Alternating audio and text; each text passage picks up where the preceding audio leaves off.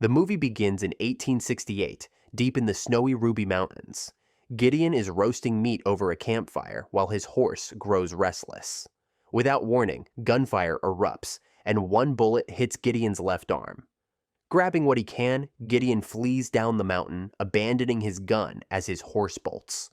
His pursuers, Colonel Mooresman Carver, a former Confederate officer, along with bounty hunters, Pope, Hayes, Parsons, and the Kid, emerge from hiding. They are hunting Gideon for a bounty. Wounded, Gideon stumbles upon a fast-moving river. Attempting to cross on a fallen tree, he slips into the rushing water and is swept toward a waterfall. Though battered, he survives and keeps moving. Seeing no tracks across the river, the posse assumes Gideon went over the falls and couldn't have survived. However, Carver insists they continue searching for his body. Shivering from the cold, Gideon uses gunpowder from bullets to start a fire and painfully extracts the bullet from his arm. Leaving the fire burning, he doubles back to mislead his pursuers, but Carver anticipates the trick. The group splits up, believing Gideon is close. While tracking him, Pope notices blood dripping from a tree. Suddenly, Gideon drops his knife onto Pope's head, killing him instantly. Gideon then takes Pope's gun and cuts open his body, before escaping back into the wilderness. The posse regroups and realizes Pope is missing. Carver warns the others to stay alert, reminding them they won't get paid if Gideon dies.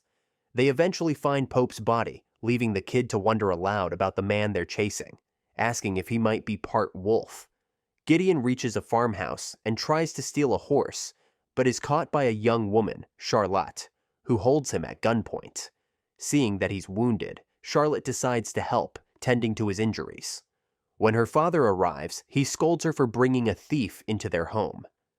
Gideon offers to buy their horse, and the family allows him to spend the night. Before dawn, Gideon quietly leaves. Later that morning, the posse bursts into the farmhouse, demanding to know where Gideon went. Tracking his trail, the posse follows signs that lead them to a fire and a tethered horse. Gideon lures them into the woods, where he finds a dead bear caught in a trap. He uses the trap to set an ambush, severely injuring the Kid. As the Kid struggles to breathe, Parsons tries to save him, but Carver ends his suffering with a mercy shot. Gideon presses on, now traveling on foot, while the posse continues hunting him. Sometime later, Gideon encounters a gang of men on the trail. Realizing they're robbers, he calmly says he just wants to be left alone. As he walks away, one of the robbers, Virgil, recognizes him as one of McClellan's men, someone said to have killed over 100 men single-handedly. Horace, skeptical, decides to go after Gideon, fearing he might reveal their location. He calls out for Gideon to stop, aiming his gun, but insisting he won't shoot him in the back. Before Horace can fire, Gideon swiftly throws a knife, striking him in the throat and killing him instantly. The posse later finds Horace's body. Parsons recognizes him as a wanted man with a $250 bounty and decides to abandon the chase in favor of claiming the reward.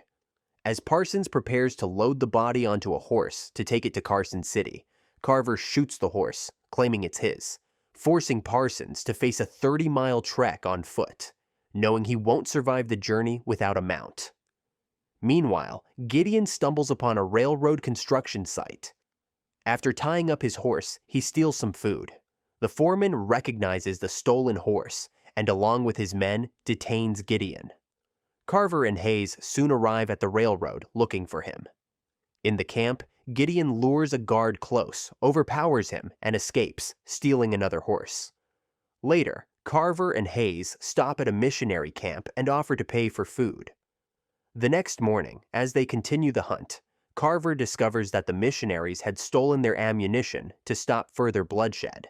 Checking his supplies, Carver finds he has just one bullet left, which he believes is all he needs to finish Gideon. Days later, Carver and Hayes finally catch sight of Gideon, but Gideon's exhausted horse collapses from the heat. With no choice, Gideon puts the animal down with his knife. When Carver and Hayes reach the dead horse, Hayes dismounts to inspect it, wondering what kind of creature could disembowel a horse. At that moment, Gideon springs from the horse's belly, where he had been hiding, and seizes Hayes, threatening to kill him unless Carver surrenders his gun. Instead, Carver uses his last bullet to shoot Hayes. As Gideon kneels, Carver confronts him at gunpoint, though Gideon doesn't realize the gun is empty. Finally, Gideon and Carver are forced to confront the painful history that drove them apart. After the Civil War ended, Captain Gideon was tasked with hunting down former Confederate officers.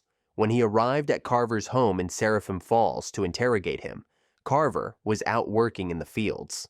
Believing the house was empty and trying to force Carver's wife to reveal his location, Gideon ordered the barn to be burned. The fire quickly spread to the main house, just as Carver returned and was detained by Gideon's men.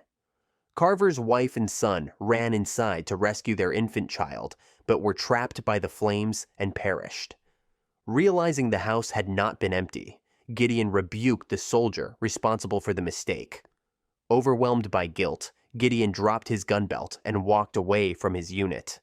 Back in the present, Gideon and Carver brawl. Gideon ultimately overpowers Carver and, sparing his life, points him toward a nearby town, warning him that continuing the chase would only bring more trouble. Gideon then takes Carver and Hayes' horses and rides off.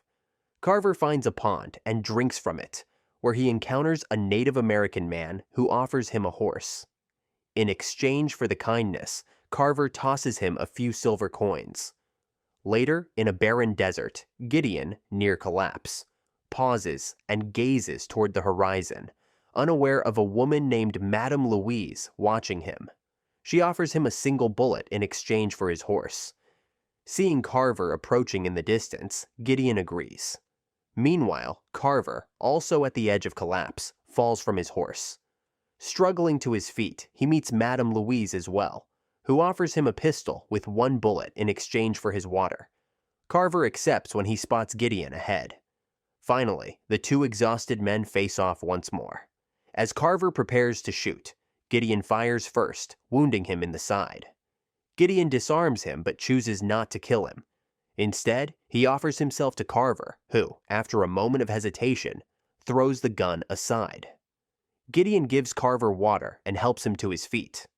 In silence, the two men part ways, each walking off into the wilderness in opposite directions. If you enjoyed this video, don't be shy to hit the like button, and if you disliked it, hit the dislike button twice, just to be sure. It would be best if you watched the whole movie. Thank you very much for watching. Please subscribe for more videos like this.